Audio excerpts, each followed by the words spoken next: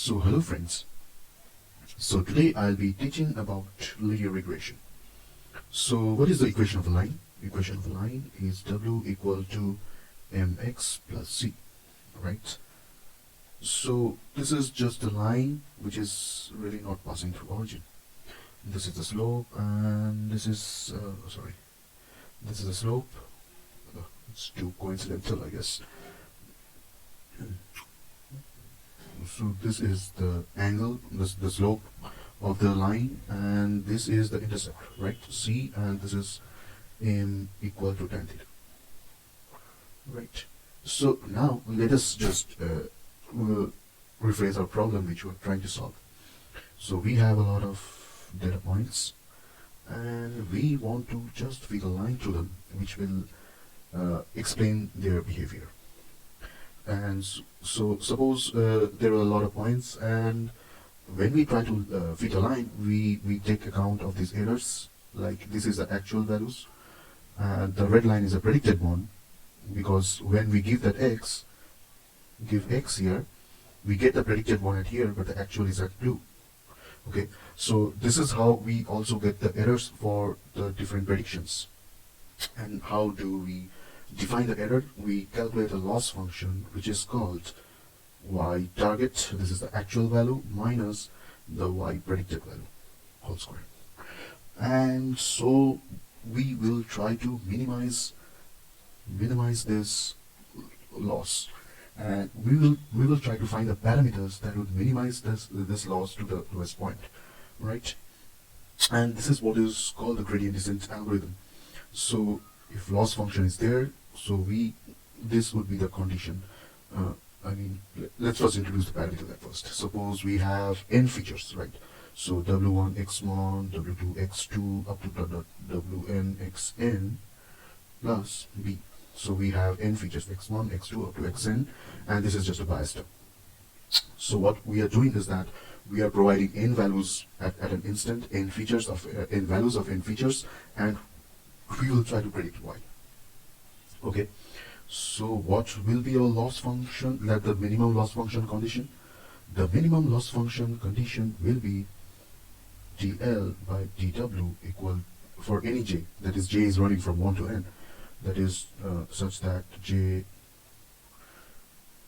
that is 0 less than equal to j less than equal to n, maybe, and 0. So this is the minimized condition for these gradient descent algorithm. Okay, and let's get started. And we will the actual, along with this condition, there is another condition that the second derivative must be greater than 0 also, right? And this will be probably satisfied in your problems. So let's get started, and let's see how we can get there. So now the loss function is yt minus yi whole square. Now each yi is equal to summation w1 x1. That is, for every example I, let me just write a bit more clearly. For every example I, we have a set of parameters, that is wi, ij into xj. So this I is the each of the examples we have. So we are learning for the example. So we have 10 features, so let's say n features given, we have an example, we calculate the loss and try to adjust the loss function with the parameters by guessing the parameters, like setting the parameters in the next step, which is the back propagation, right? And so dl by dwj for any j between 1 and there's also a plus b here, okay, which is really a constant bias term. So this is yi, and what will be there is minus dwj, right? So what will be this dyi by dwj? This will be nothing but there was already a minus from here, and this will be xij, that is the jth feature of the ith example, right?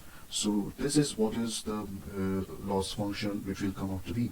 So now we will try to guess, we will try to fix the parameters after this. So wj, so because of this j parameter, we'll update this value to the previous value of wj minus alpha into dl by dwj, right? So now when the loss function has been minimized, then dl by dwj will be zero, will be very much close to zero, and so this will be as zero and wj will not change, right? So this is how we change the parameters of the linear regression, right?